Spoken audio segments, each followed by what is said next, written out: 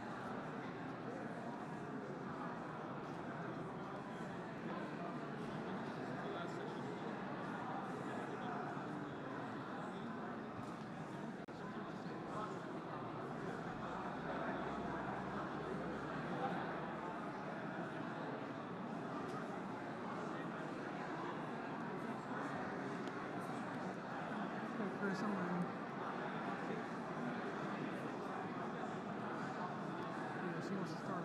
She said 10.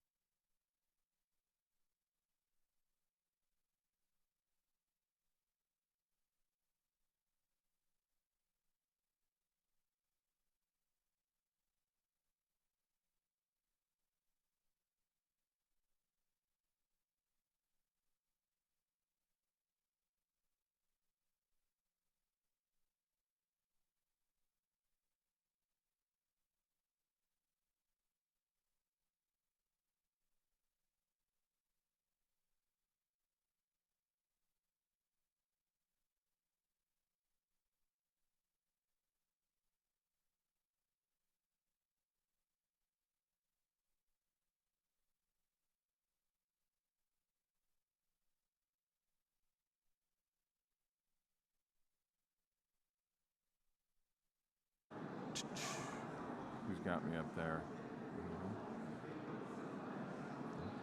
Ladies and gentlemen, if you would find your seats, our closing session will begin in 2 minutes. Thank you.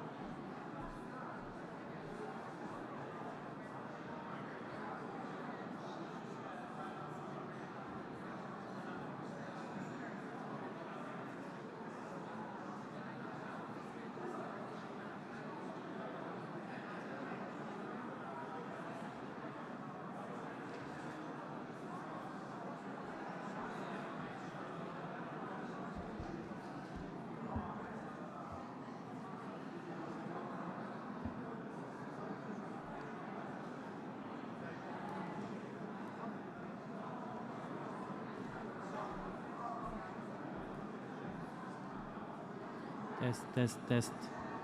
Test.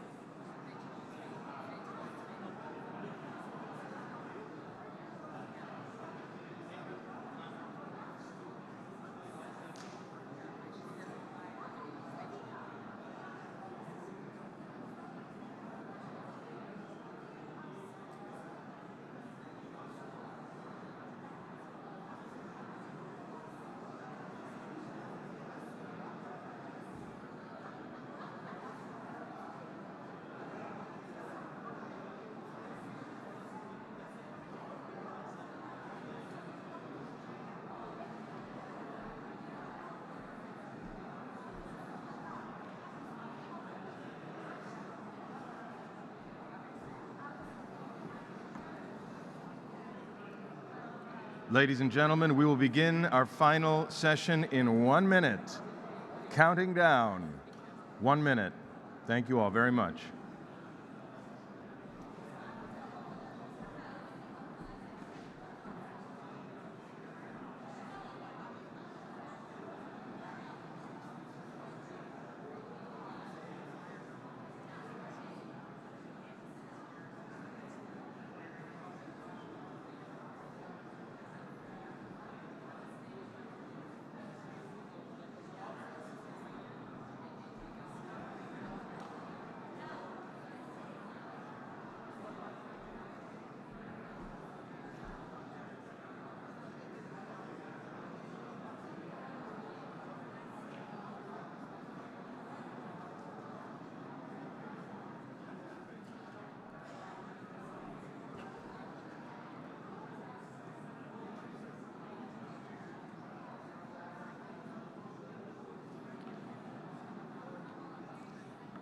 Ladies and gentlemen, if you would please take your seats.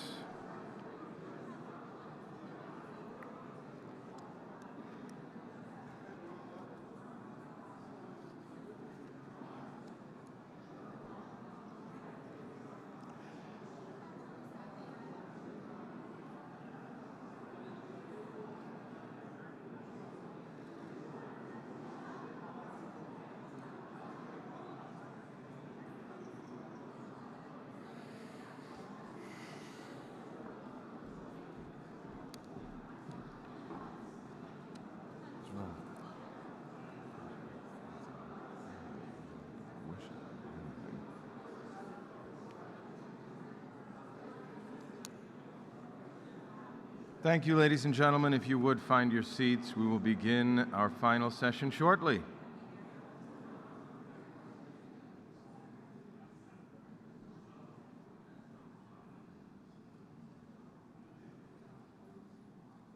Oh, marvelous. Thank you very much. That was quick. Ladies and gentlemen, welcome to our closing session of this, the first regional Lebanese Diaspora Energy Conference here in North America. Now that you've all come in and found a place to sit down, I'm going to respectfully invite you to stand back up again for our three national anthems: Lebanon, the United States, and Canada. Thank you.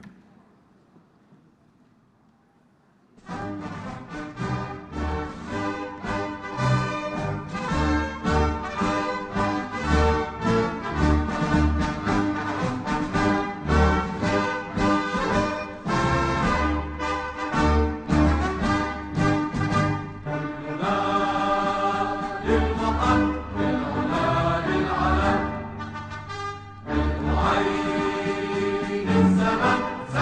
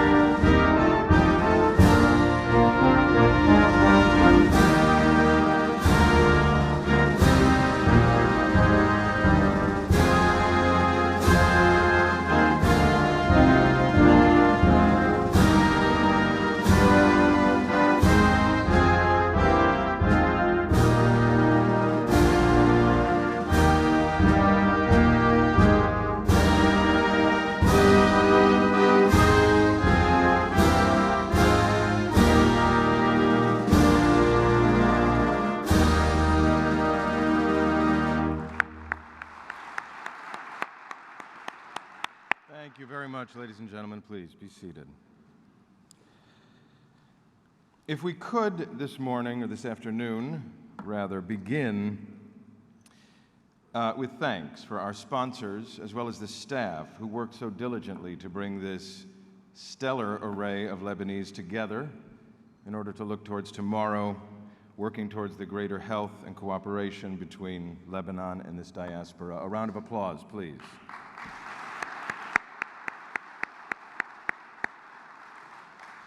In my opening remarks yesterday, I spoke of the breadth and profundity of the expertise and experience prevalent in this room. But over the past 2 days, amidst all of the passionate discussion, I don't think anyone could accuse the Lebanese of being wishy-washy about anything, over the various topics and disciplines, it became clear that the diversity in this diaspora extends beyond the professional or vocational aptitudes. There was, of course, a call for greater participation by the many versatile and accomplished Lebanese women in our communities. I was also glad to hear artists and writers being mentioned as valuable members of this diaspora. I don't think we can continue to quote Gibran much longer without recognizing our artists and our poets. And it was particularly exciting to me to hear the issue of generational diversity be addressed. Early in my acting career, in my playbill bio, the very first line was always the same. Peter Ganem is an American actor of Lebanese descent. Many people would either mock it or ridicule it. They'd say, "What's that about? Why do you do that?" And I'd say, "I'm proud. I'm fourth generation. My great-grandparents came here. But it is an indelible part of my identity." Over these last 2 days, that question has been posed in varying permutations. What is that diaspora identity? How might it differ as far as the generations are concerned? And why is this Lebanese blood so potent, so sincere, so loving, so enthusiastic, so enduring? I don't have the answer for you, but I am glad and very grateful to see that question being asked. I'm excited to see how this diaspora works together in the days, the months, and the years to come. And on this particular day, which in my family happens to be a very loving anniversary of remembrance, I would like to extend my personal thanks to all of you, to Consul General Majdi Ramadan, and to Minister Basil as well, for the invitation to spend these 2 days with you. So thank you. Moving on. Our first speaker this morning is an architect and urban design specialist whose work and impact have spanned the globe. Born in Beirut, Hashim Sarkis completed his undergraduate degrees in both architecture and fine arts from the Rhode Island School of Design, moving on to Harvard University's Graduate School of Design for his master's and doctoral studies. His doctoral thesis, Publics and Architects Re-Engage Design in the Democracy. He later served on the Harvard faculty for 20 years, and notably was appointed the very first Aga Khan Professor of Landscape Architecture and Urbanism. His architectural projects have been exhibited throughout the world at both the Rotterdam and Venice Biennales, as well as here in New York City at the Museum of Modern Art. He's the author of several books, and for nearly 2 decades has been the principal architect of Hashim Sarkis Studios, which is based in Cambridge and Beirut. He's the winner of numerous international design competitions from the Middle East to the Netherlands to Chile, and he recently won the Byblos Municipality Competition in 2011. He is presently the Dean of the School of Architecture and Planning at the Massachusetts Institute of Technology. A very bright reception, please, for Dean Hashim Sarkis.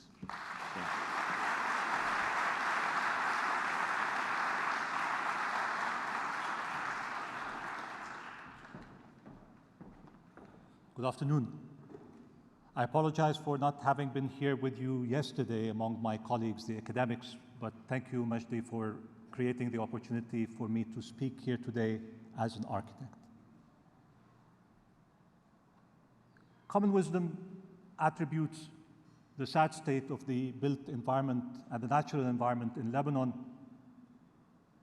to the lax application and implementation of our laws and regulations regarding building and regarding preservation. As an architect and planner, having practiced for 20 years in Lebanon and elsewhere, I can assure you that the laws and regulations in Lebanon are as damaging if applied as if they are not. We have bad laws and regulations governing the way we build and the way we address our environment. The emergent conditions today, whether regarding infrastructure, regarding pollution, regarding traffic, regarding our natural and cultural heritage, are so urgent, so serious, that we actually do not have time to address those problems by fixing our laws and regulations, let alone to implement them. Emerging wisdom among reformers today suggests an alternative path.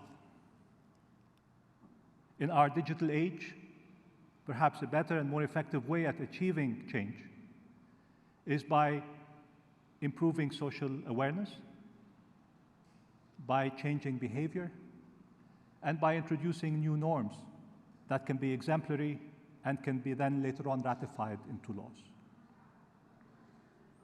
If we look at Lebanon from this lens,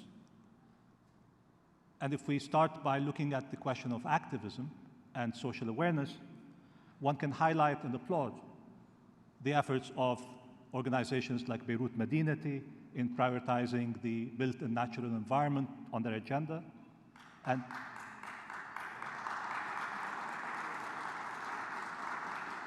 as a result leading to putting the agenda of the built environment and the natural environment on every other political agenda. We can also applaud the efforts of stopping the Fuad Boutros Bridge, the Dahlia of Raushi, the Bird's Nest Orphanage preservation in Byblos, the preservation of the Batroun beachfronts, as well as other civil society groups that have rallied to protect the built environment.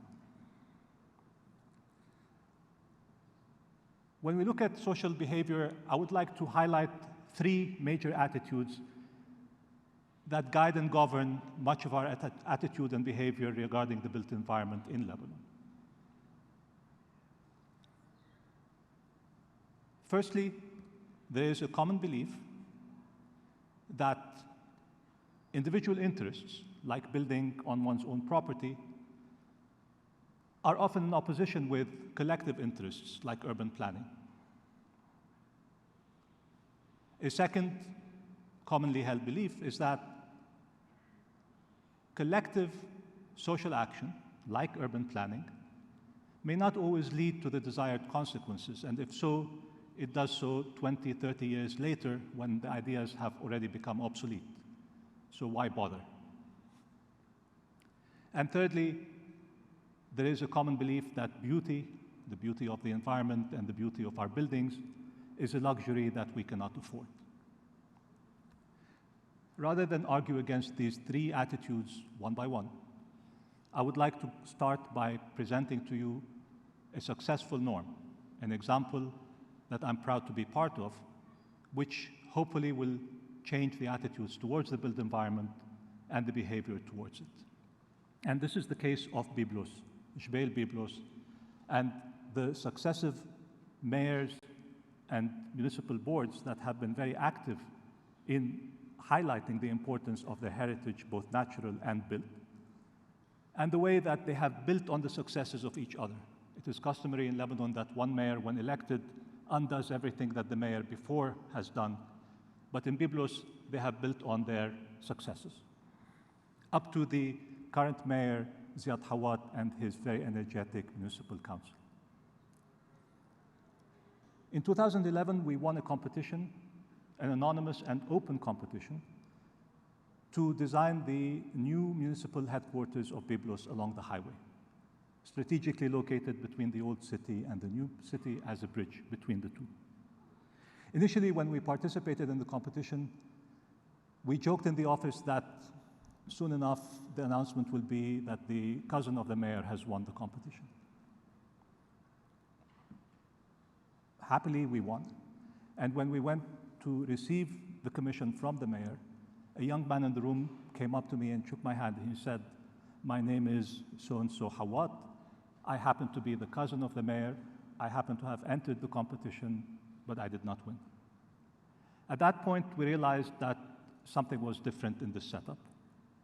As we started designing the building, the entrances to the city came into question because they also led to the municipality. We worked with the municipal board to improve on the entrances, and then later on to improve on the transportation system within the city. And then as we worked on with them, the strategy of improving the different aspects of the city, from its environment to the connections to access of tourists, required some coordination. And the mayor invited us to be helping him as advisors on different urban issues and linking the efforts of the different individual enterprises, whether public or private, through a common framework that we developed for the city.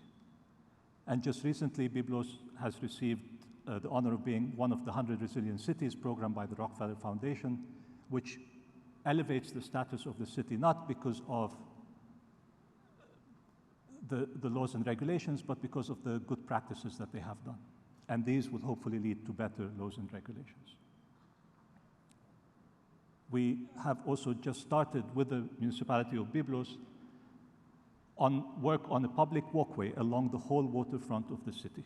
This will be an exemplary model for whole of Lebanon to follow, that the beachfront will be publicly accessible to everybody as it traverses in front of private properties, in front of heritage sites like the Armenian orphanage, as it traverses in front of the Phoenician city, the festival grounds, and agricultural areas.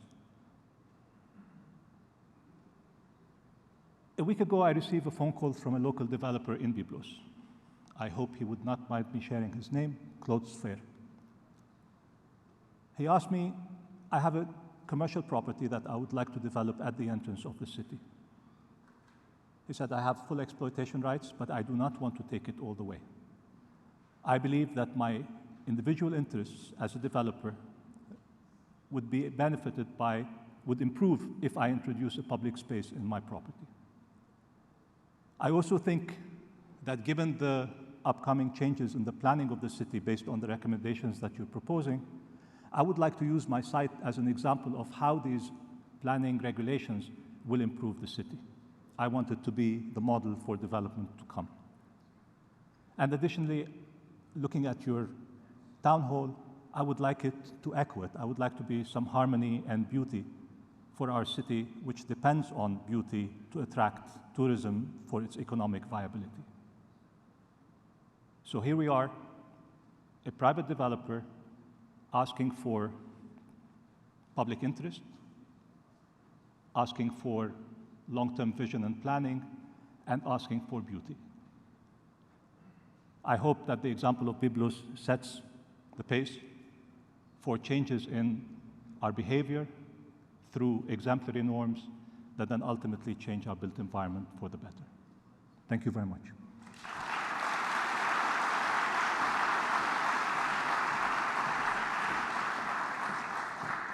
Thank you, Dean Sarkis. To present a few short remarks, I'd like to present Joumana Kairouz. An immigrant from Lebanon to the United States in 1986, Ms. Kairouz completed her master's degree at Yale University, then obtained her law degree in Michigan, where she currently runs a successful personal injury firm. The recipient of numerous humanitarian and professional awards, she has also served as the president of the board of directors for Miss Lebanon Emigrants, USA, and was the official sponsor of the St. Jude Children's Research Hospital's 50th anniversary celebration. Ladies and gentlemen, please welcome Joumana Kairouz.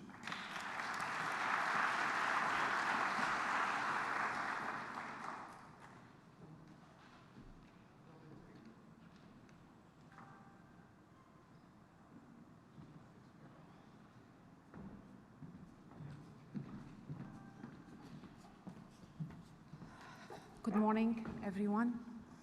Your Excellency, Gebran Bassil, Your Excellency, Lies Boussab, and Your Excellency, Majdi Ramadan, thank you for putting this together. I just want to take a couple of minutes, and I want to make two very quick remarks. The very first one is addressed to you, Minister Bassil. I want to salute you. I want to honor you.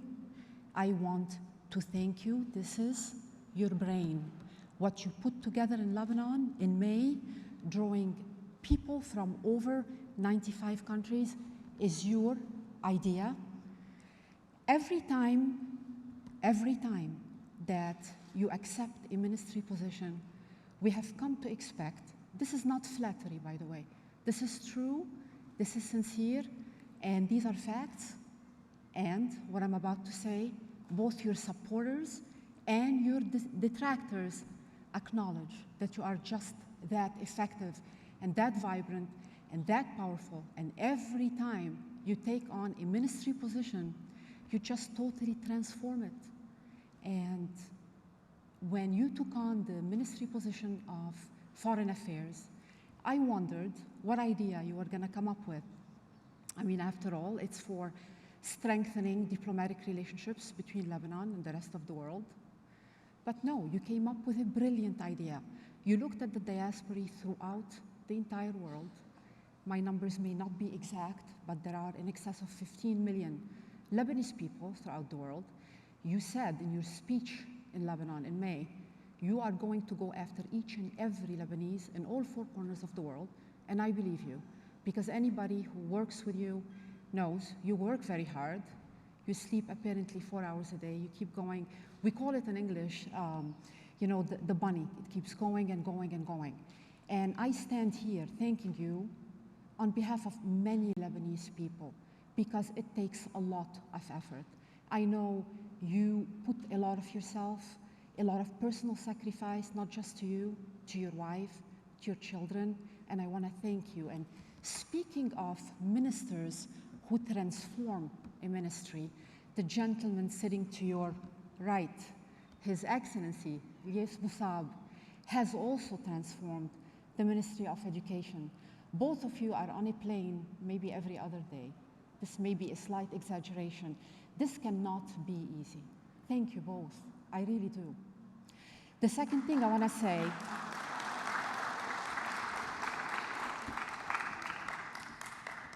the second quick thing. Okay. Yes, Your Excellency. This way I don't have to bend down. The second thing I want to say is, I have heard, and I have not attended every panel, there is a lot of talent, and His Excellency is going after it, and this is just the beginning. 3 times in Lebanon, you said you were going to come to the United States. Here you are. You're going to Brazil, and I believe you in everything you say, because you just make it happen. But I want to say that not every person who is of Lebanese origin has the makeup to have a startup company and contribute to Lebanon, or export goods or buy Lebanese. And I know there are concerns with the stability of the region and whatnot. We heard a lot about that yesterday. But I heard something that is very empowering.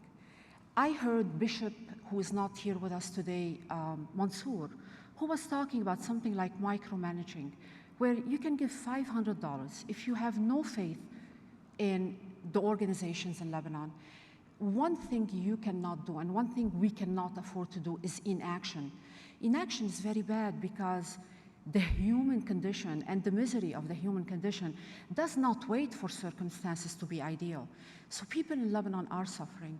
Bishop, for example, Mansour yesterday, and I wish Your Excellency you can develop this further, perhaps in future conferences, was talking about a new concept to me called micromanaging, where he talked about contributing as little as $500 to have a farmer, for example, buy a cow. And this way, instead of giving him fish, we give him the tools so that he can fish and support his family.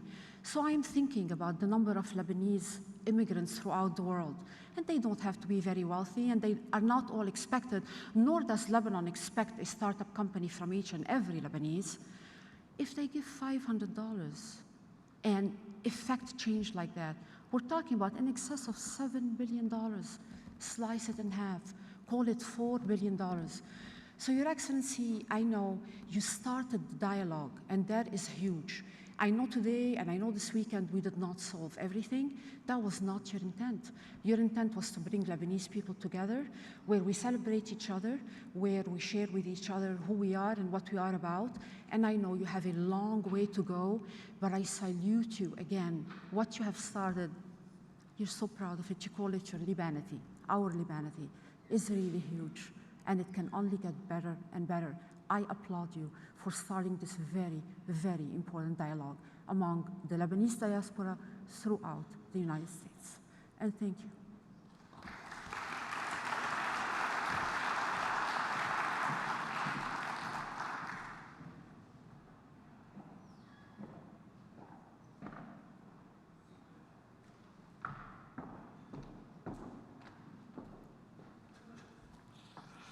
Ladies and gentlemen, it is a privilege for me to introduce our final guest speaker of this conference, because Laina Diab embodies so many of the dynamics which have come to the fore over these last 2 days. Her Lebanese parents had emigrated to Canada, where she was born in Nova Scotia, yet she spent 8 years of her childhood in Lebanon before returning to Canada at the age of 11. Her undergraduate years studying economics and political science were spent at St. Mary's University. She then obtained her Master of Public Administration and Bachelor of Laws at Dalhousie University. She spent the next 20 years practicing law, running a small business, being an indefatigable community leader and volunteer, all while raising 4 children. She now also has 2 grandchildren.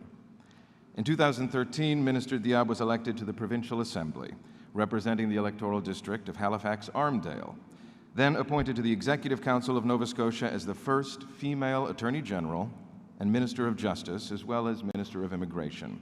Just over a year ago, the immigration portfolio became her exclusive ministerial purview. Laina Diab is passionate about Nova Scotia's diversity, working to welcome more immigrants to her district, strengthening their immigration program, and building outreach and networks globally.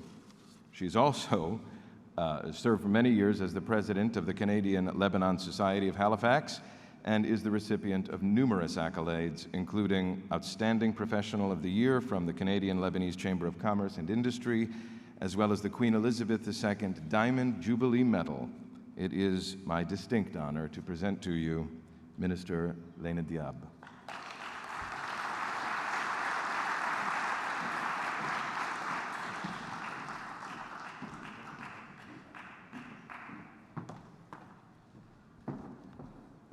Thank you, Mr. Peter Ghanem, for that warm introduction.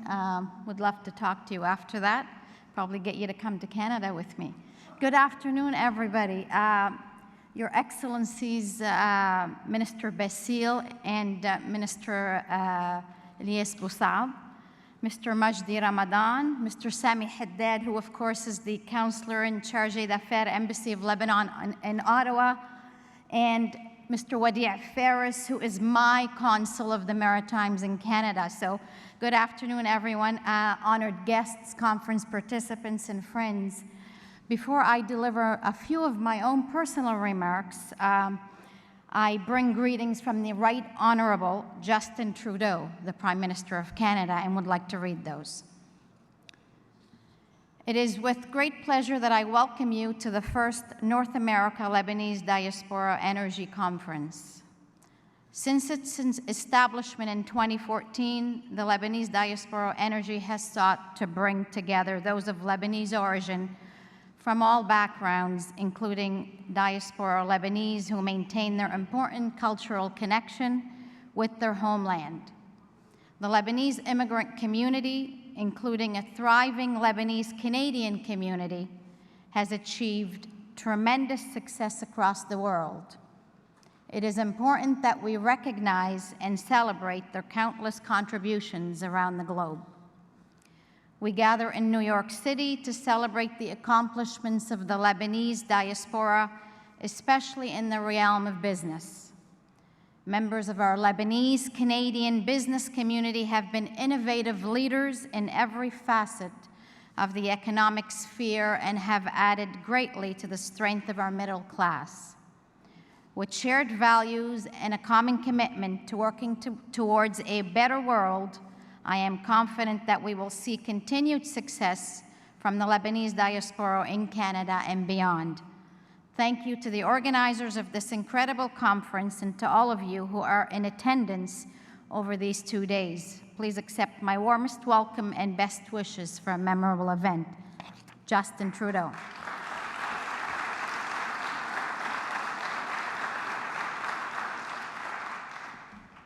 Merci à tous pour cet accueil chaleureux. Je suis contente que nous serons tous ensemble. That's all I'll say in French because my time is limited. But I am extremely delighted and very honored to be in your presence today as a Lebanese Canadian to help celebrate the first regional Lebanese diaspora energy in North America. This weekend has been about celebrating success.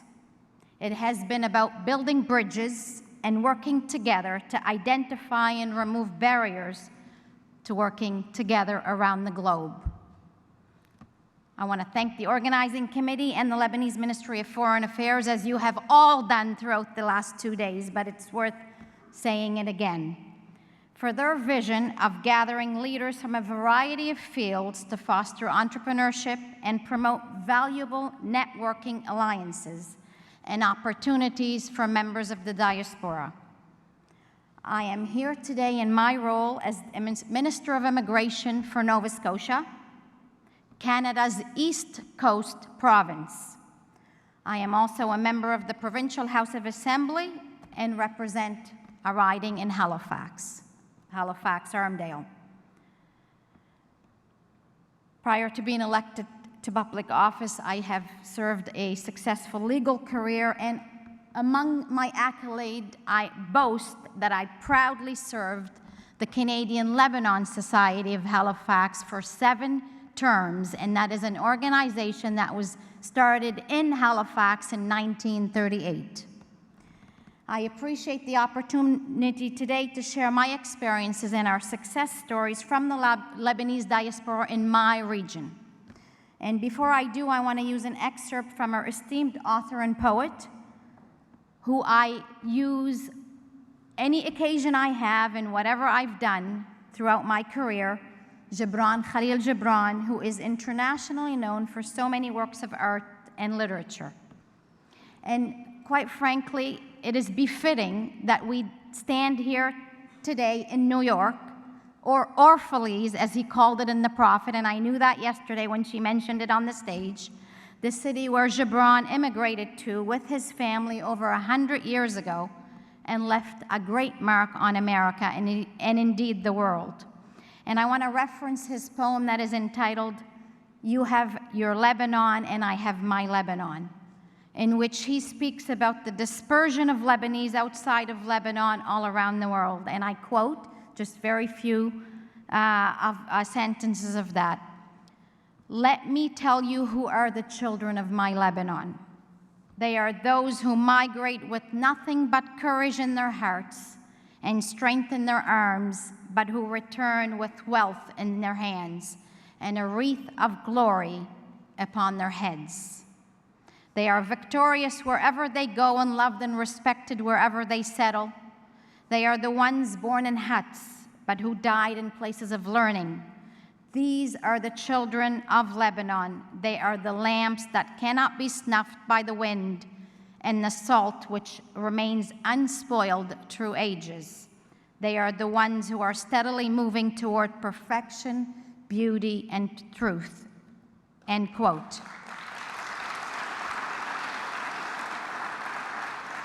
I am pleased today, and I've been here since yesterday. I only missed the first hour, which I apologize for that due to my plane landing, to recognize all of us here today as those children of Lebanon. And this is why we are all gathered here at this conference, because we are the children of Lebanon. I want to give you one perfect example, in my opinion, of the Lebanese diaspora, and that is the one in Nova Scotia, which is the region that I come from and represent. Our Lebanese community is highly educated and entrepreneurial. The Lebanese have built Halifax, literally. Halifax is a city with a history dating back to more than 250 years.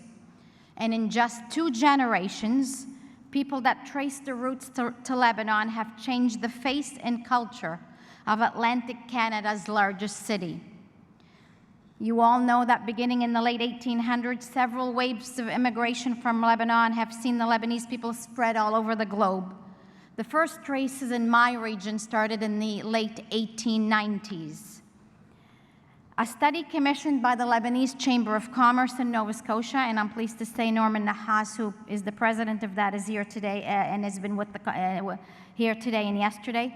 The study was prepared by the Halifax Economic Development Organization on the impacts of Halifax's Lebanese community 1 year ago, and it revealed that as of 2011, which was 5 years ago, Canada is home to a Lebanese-born population of 190,000 and 250,000 descendants.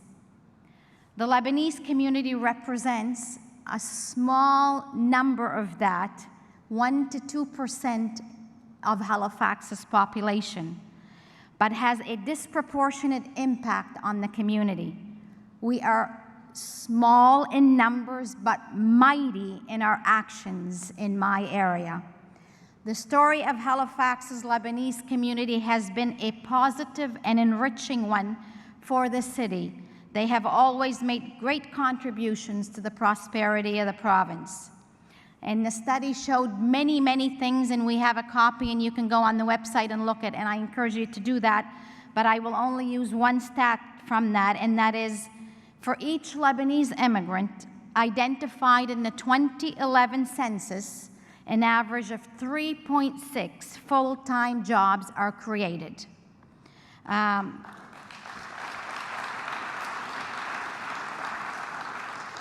In my Office of Immigration, we've worked very hard since my election in 2013, and I'm happy to say that Wadia Ferris has been instrumental in helping me with that. He's been on the advisory, and we've been quick, we've been innovative, and we've developed various streams to help people immigrate to Nova Scotia.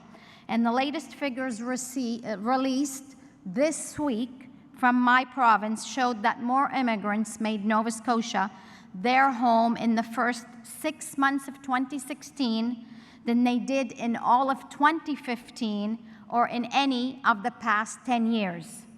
So our numbers may be small, based on other parts of the world, but it shows the big difference that we are seeing in my province. The Lebanese community serves as an excellent example of how an immigrant community and their families can contribute to city building and the local economy.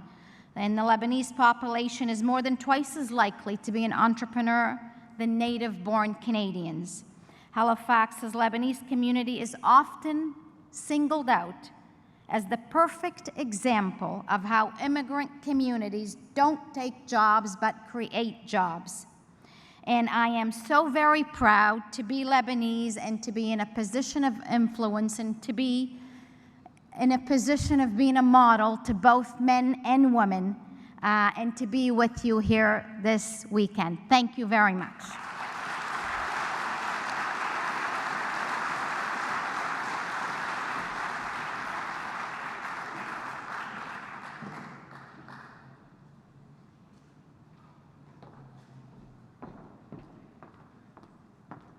Ladies and gentlemen, now to present the summary of the conference report. Please help me to welcome back to this stage a gentleman who worked tirelessly to ensure the vibrancy and success of this first regional LDE conference, Consul General here in New York City, Majdi Ramadan.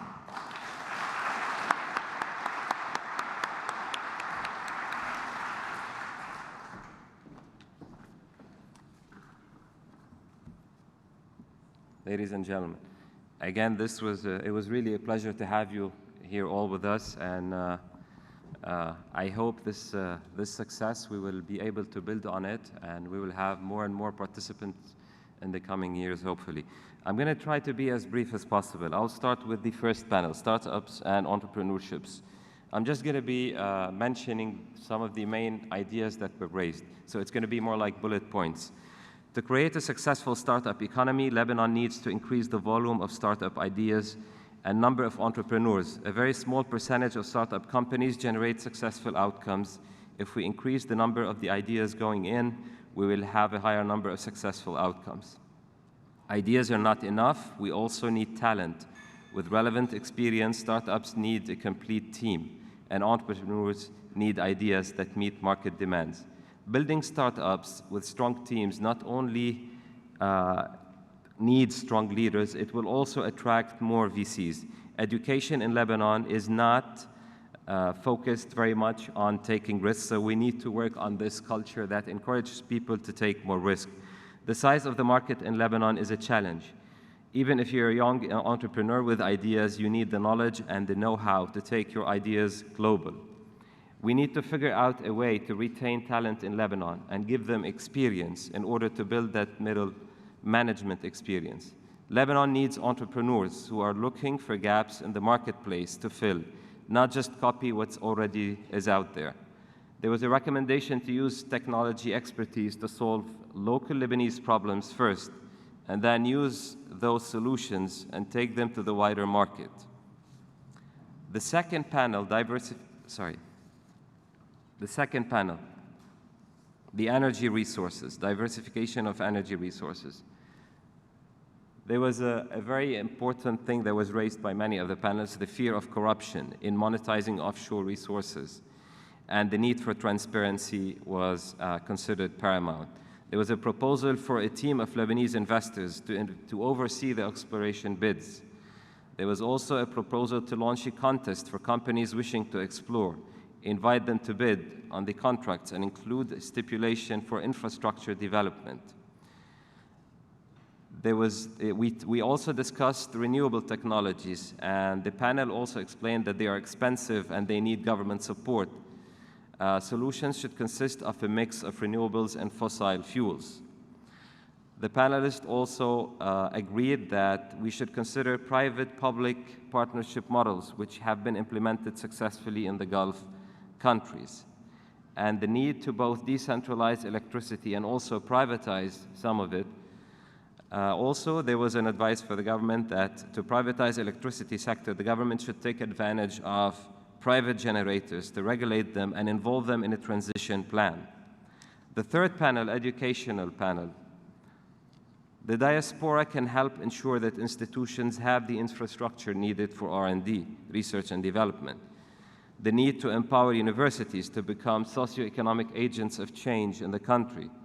There was a proposal to create a US-based research foundation which could gather donations from wealthy Lebanese expats in the diaspora to fund research at universities in Lebanon. Foster global exchanges and faculty research. To that end, science diplomacy is one form of cultural and educational exchange. And then there was a very important proposal by Minister Abu Saab to create cultural attachés in Lebanese ministries abroad. The fourth panel, let's get connected, the diaspora narratives. There was a unanimous call to challenge the Lebanese law to allow Lebanese women to pass on their citizenship to their children. And the panel also discussed the challenge in attracting members of the diaspora due to the lack of knowledge about the diaspora's numbers and characteristics. There was a call for the change and reform of some antiquated laws in order to entice investment by the diaspora in Lebanon. And of course, the issue of the importance of the diaspora's role in lobbying the US Congress for funding. The fifth panel, diversification of economic resources. The first recommendation, to support and grow technical schools and institutions to provide the country with a more robust and technical labor force. Remittances to Lebanon are still strong, but they are declining due to declining global GDP. And they can't be considered as a permanent path to economic recovery. There should be support to grow technical schools and institutions to provide the country with more labor force. There was a suggestion also to create a diaspora bonds with good returns for the investors that should be targeted towards projects that appeal to the diaspora. And finally, the need to diversify economic resources and build technical capabilities for stable long-term growth. The sixth panel, branding Lebanon, buying Lebanese and Lebanese cuisine. Lebanese products and business people have an incredible ability to adapt to geopolitical ups and downs, and that has made them and their products resilient. Public perception of Lebanese has changed, meaning Lebanese products has changed. We should capitalize on that upswing by proudly marketing Lebanon and Lebanese goods as Lebanese. Lebanese need to be more aggressive in getting their products to the markets where it's getting better trade deals, more aggressive marketing or changing and branding and packaging. Lebanese artisans, chefs, winemakers need to come together to promote the Lebanese brand. Lebanese Association of Winemakers should travel around the world and market and promote Lebanese wines. Cities like Montreal are deciding to produce the major Lebanese products on their own and branding them to North American markets. There was also a proposal for an online portal where people can go online to buy Lebanese wine and identify where they can buy them locally. And finally, there was a suggestion to develop a market like Italy here in New York City, which is partially subsidized by the Lebanese government. I thank you.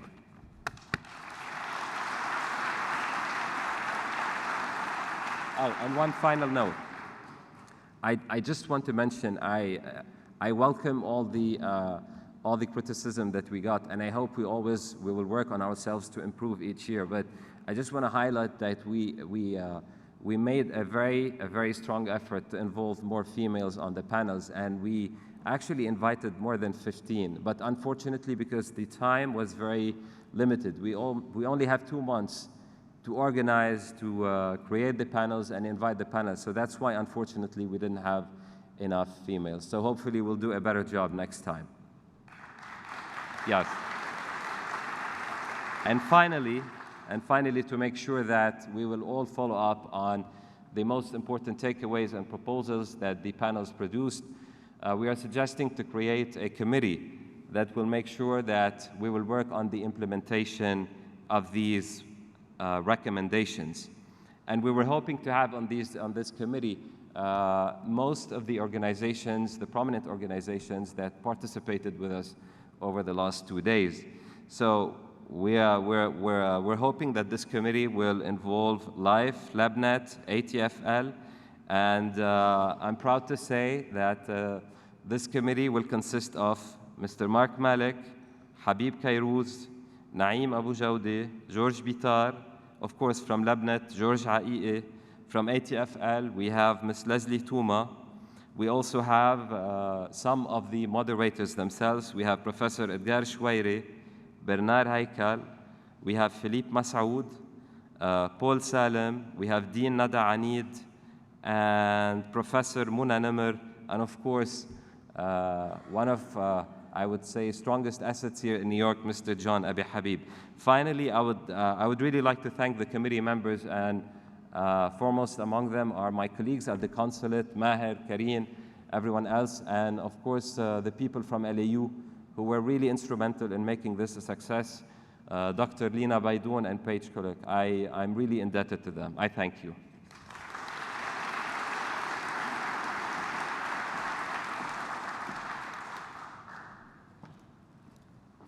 Ladies and gentlemen, if I could now invite to the stage, please, the Chairman and CEO of the Bank of Beirut, Mr. Salim Sfayer. There he is, please. And the Honorary Consul of Lebanon in Halifax and a very successful businessman in his own right, Wadia Faris.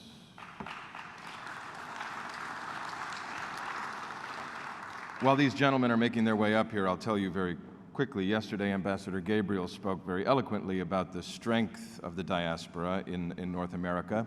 I have a cousin who, Rick Ganem, who runs the Northeast Ohio Lebanese American Association. And yesterday when I texted him and I said, this is where I am and this is what I'm doing, he said, oh, I love Gibran Bassil.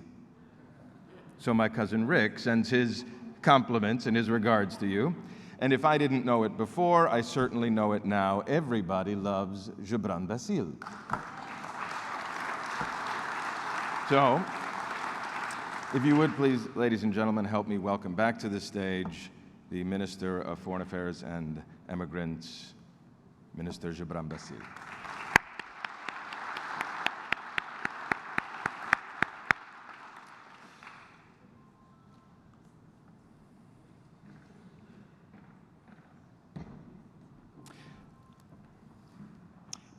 The Minister will now be presenting a trophy to Mr. Sfer to thank him for the Bank of Beirut's main sponsorship of this first regional LDE conference.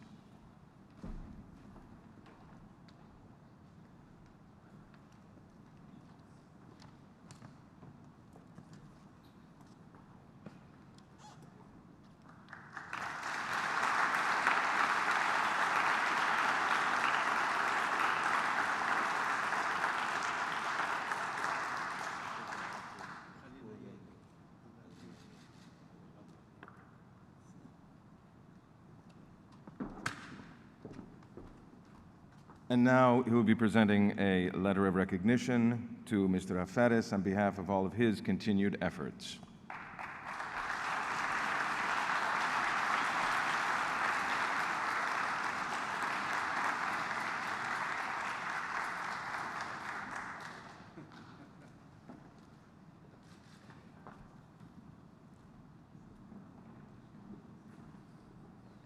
Minister Bassil, I just want to invite you, once you're finished with your remarks, if you would remain at the podium for a moment.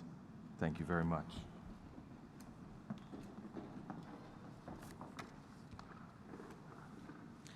Well, ladies and gentlemen, good afternoon.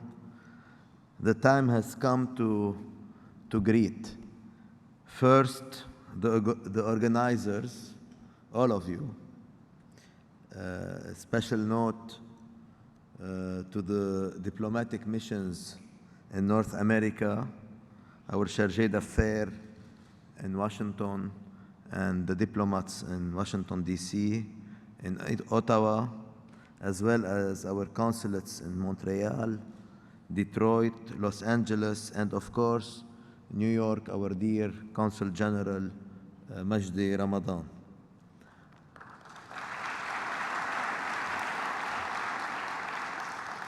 I want to thank the team who has followed all this work from the ministry. First of all, our Director General, Mr. Haytham Jum'a, our Chief of Protocol, Mira Daher, and our Director General for Political Affairs, Ambassador Sharb al-Wahbi. And our team, mainly hope will not forget anybody, our dear Pascal and Lina and Imad, who accompanied us.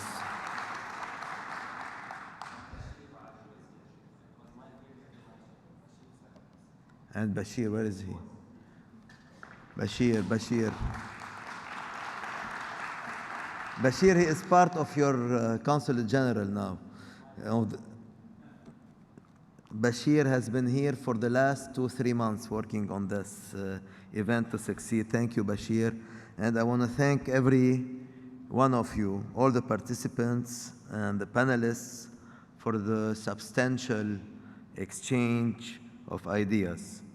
It is also a moment to draw lessons from what we heard and to build on the readiness of our diaspora to engage positively in projects aiming to promote Lebanon abroad.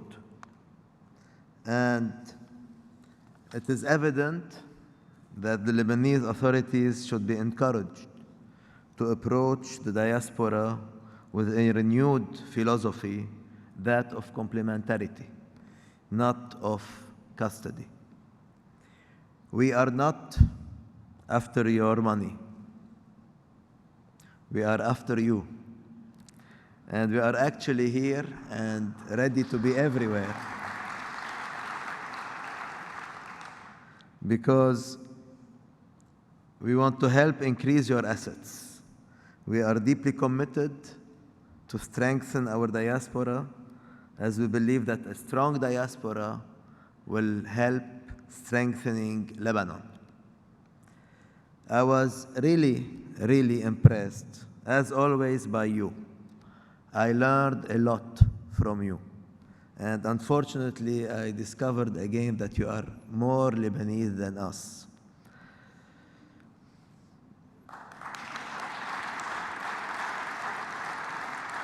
Now I am more aware that our collective effort should be based on three things: the individual initiatives by each one of you, the entrepreneurial spirit, which is translated in a vibrant private sector, and third, the efficient public sector, which I cannot promise.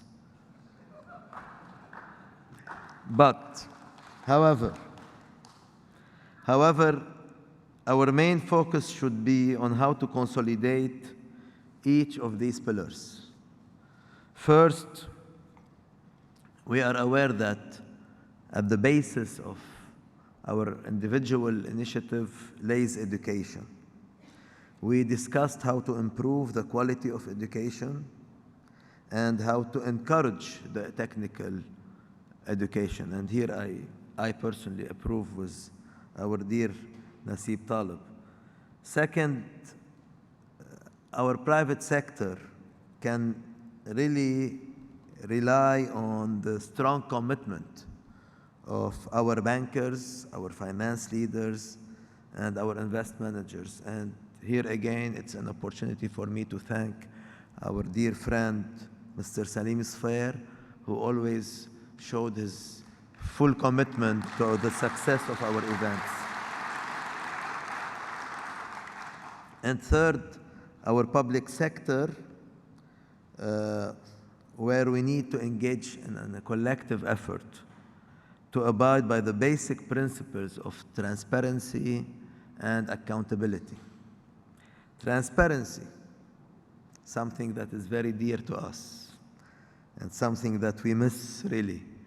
And the example of oil and gas sector that was raised yesterday and which raises concerns and fears about the grand corruption that might turn this potential wealth into a curse.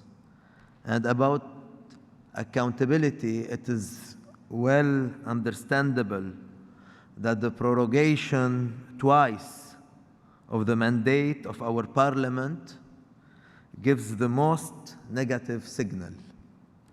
We have heard your call to modernize our institutions, and we have replied that we have to renew our leadership.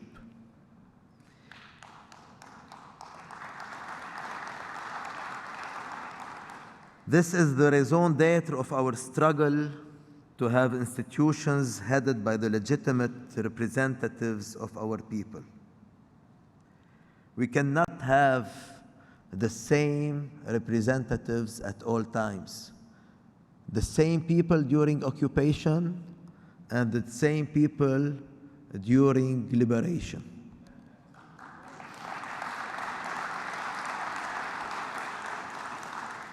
These three pillars should be bound together. It is in this frame that we have put forward the concept of Lebanity, which is the beam that keeps our vision alive and that will enable us to preserve and promote our identity. The Ministry of Foreign Affairs and Immigrants is fully engaged to deliver on initiatives that will strengthen the bonds between these pillars. First, our fight to change the electoral law has a dual objective. On one hand, we want our diaspora to vote and to be represented in our parliament.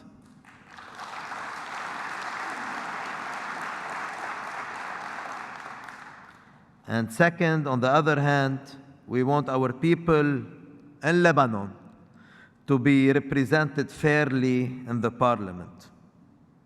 Second, the adoption of the law on the restoration of nationality to Lebanese descendants is a historical achievement. Not only does give back a fundamental right to our diaspora, but most importantly, it comes at a crucial moment where we need to preserve our identity. At a crucial moment where Lebanon finds itself under a huge demographic pressure due to the mass influx of Syrian nationals.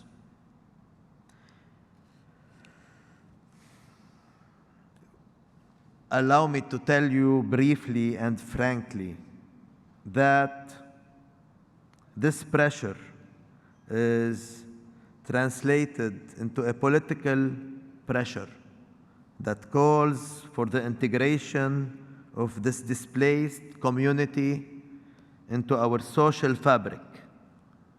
We have warned that such an integration will lead to the disintegration of the country, and we will not allow this to happen.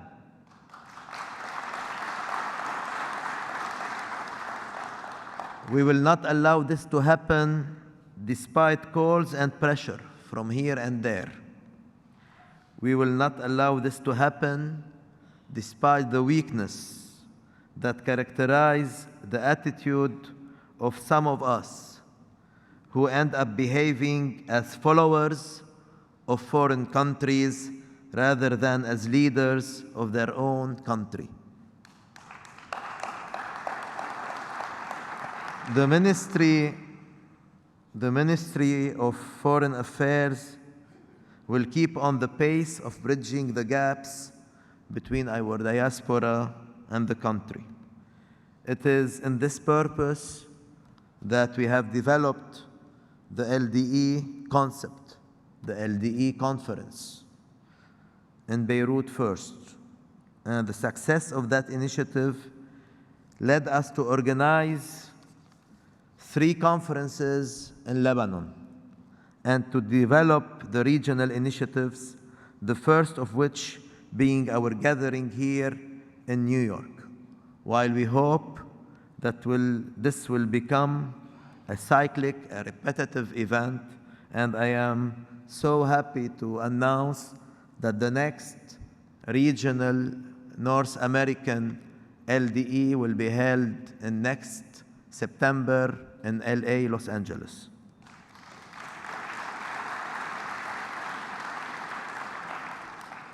LDE is simply a platform that can bring together all of your successes. We are proud of it. We are proud of you. You are, for us, for Lebanon, the spark that will ignite Lebanon's creativity and innovation. You are the hope that will keep Lebanon alive. You are the individuals that will preserve our collective identity. Lebanon needs your energy. Lebanon is proud of you. Lebanon needs you. Keep going, as your successes are key to assert our uniqueness and our Lebanity. مثل امبارحة allow me اني اسمحوا لي انهي بكم كلمة بالعربي تنضل على عربيتنا ولبنانيتنا ولا أقول شوي من اشياء سمعتها انه نحن ببلد مركب وظروفه معقدة وعطول عنا لبنانيتها تحت مخاطر كتيرة منا جاية متأتي منا وقسم منا جاية من خارجنا. هلأ كنا عم نحكي عن النبيذ اللبناني يلي تنعمل له تسويق في عنا كتير حواجز وموانع منا جاية من ثقافتنا وطبيعية مشان هيك بينتقدونا أو بيحاربونا لما بنكون عم نسوق للنبيذ اللبناني ومنهم بيشجعونا وهيدي الفوارق اللبنانية يلي ما بتلزم ولا لبناني انه يشرب نبيذ غصب عنه بس ما فيها تمنع ولا لبناني انه يشرب نبيد اذا كان بيريد.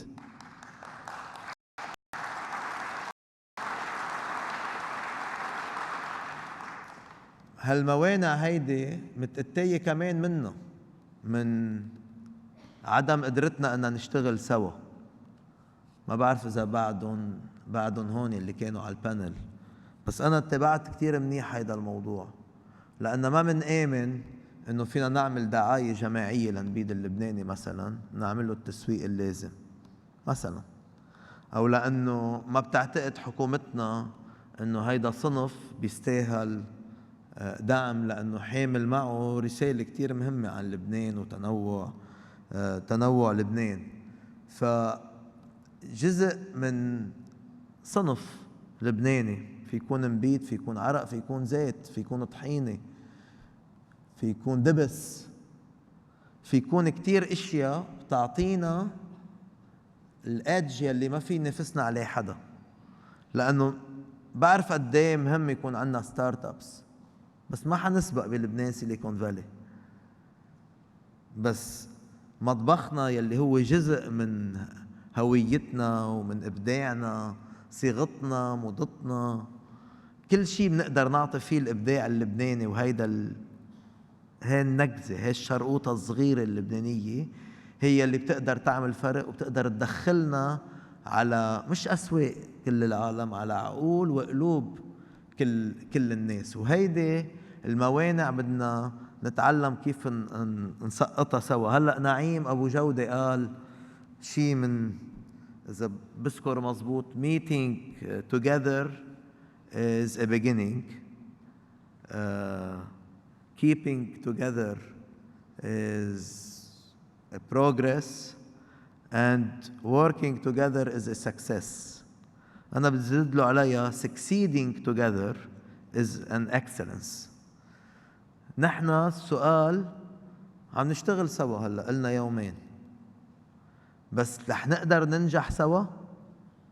تنقدر ننجح سوا بدنا نسقط هالموانع يلي نحن حاطينها بين بعضنا بالداخل، ويلي قبلانين بوجود علينا من الخارج. وهيدي بدنا نقبل إن نكون قاسيين باستعمال كلمة بدنا نسقط هالموانع هيدي، لأنه إذا ضلت قايمة بدها تضل حواجز بين بعضنا كلبنانيين. تنلتقى مزبوط بقلب لبنان ومعكم لازم تسقط هالحواجز هيدي. وبدنا نقبل إنه أول شيء وأغلى شيء هي لبنانيتنا، وفي إلها كلفة تنحافظ عليها للبنانيتنا، إلها كلفة عالية، أوقات بتمس هالكلفة بحقوق الإنسان. هالقد بدنا نقبل إن نتحمل لندافع عنها. امبارحة طلع زقفة بالصالة لأنه طالب أحد المحاضرين إن نعطي الجنسية لأولاد المرأة اللبنانية المتجوزة من أجنبي، وأنا بزقف معه، وأنا بقول هيدا حق، والمرأة ما بتختلف عن الرجال بأنها تعطي هيدا الشيء. وأنا من الناس المنصابين بهيدا الشيء، بأقرب الناس لإلي أختي ولادها محرومين من الجنسية. بس أنا لأنه دستورنا هيك، لأنه تركيبتنا هيك، لأنه لبناننا هيك، ما بعطي جنسية ل400 ألف فلسطيني من وراء هيدا القانون.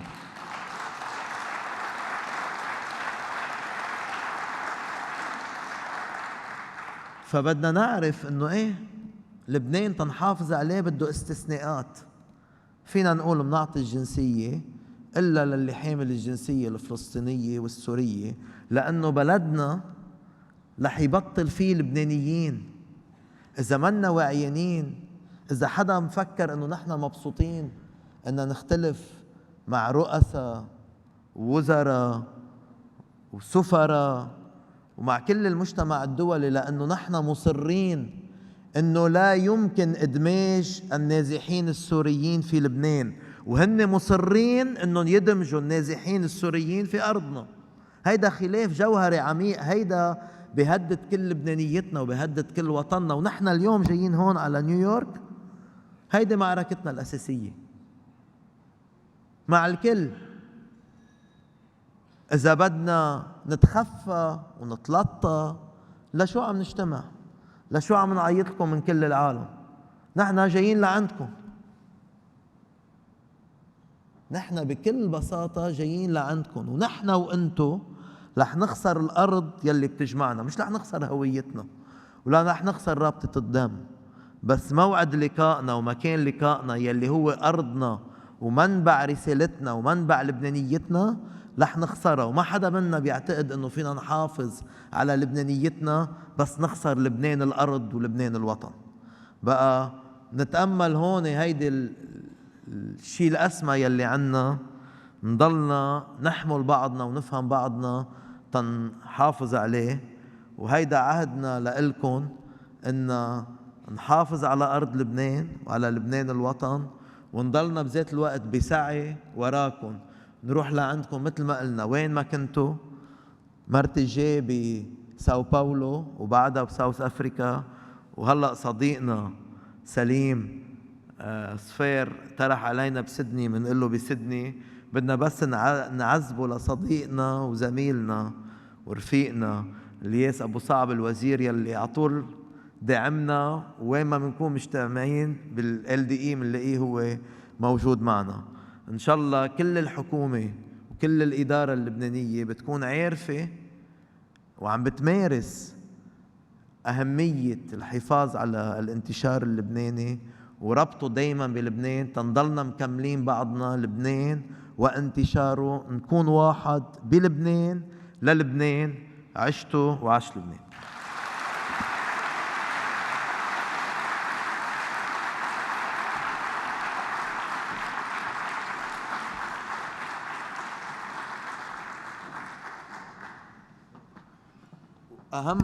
The most important guy to thank for today and yesterday was our dearest Lebanese, Peter Gannon.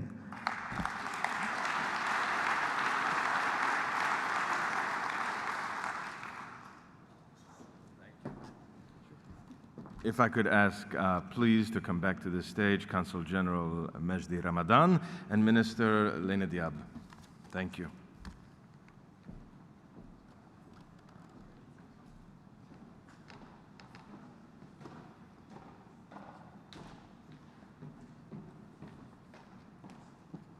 مفاجأة صغيرة بس حبيت إنه جيب لك من المقاطع اللي أنا فيها نوفا سكوشا just certificate من Premier of Nova Scotia، يعني رئيسي أنا just a presentation تنشكرك وبتقول His Excellency Mr. Gibran Bassil, Minister of Foreign Affairs and Immigrants, Lebanon. On behalf of the province of Nova Scotia, I am honored to extend my appreciation for your role in organizing the 2016 North America Lebanese Diaspora Energy Conference in New York. Congratulations on its success, and thank you for building on the culture of entrepreneurship by providing opportunities for your members, signed by the Honorable Stephen McNeil, Premier of Nova Scotia.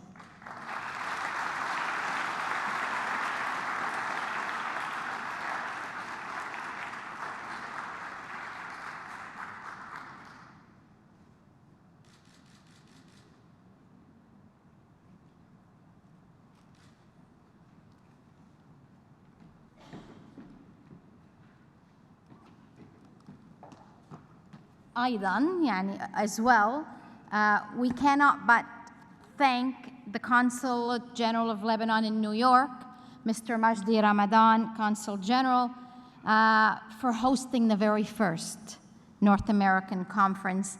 And please accept this on my behalf and on my Ministry of Immigration, and it's addressed to you and to your Consulate General here. On behalf of the Province of Nova Scotia, Ministry of Immigration, I am honored to personally extend my appreciation for your role in strengthening the ties between Lebanese residents and immigrants around the globe, and pleased to bring greetings and provide remarks at the closing session of the first Regional Lebanese Diaspora Energy 2016 North America, held September 16 and 17, 2016, in collaboration with His Excellency Mr. Gibran Bassil, Minister of Foreign Affairs and Immigrants, Republic of Lebanon.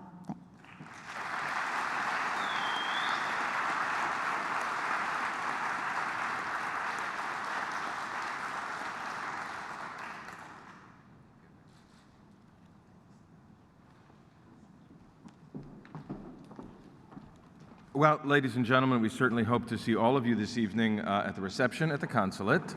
For any and all of you who may be traveling back to Lebanon or Canada or other points here in the United States, we wish you very safe travels. We hope to see everyone next year at the LDE in Lebanon, May 4th, 5th, and 6th. That's 2017. And right now, we hope to see everyone downstairs at lunch. Thank you very much.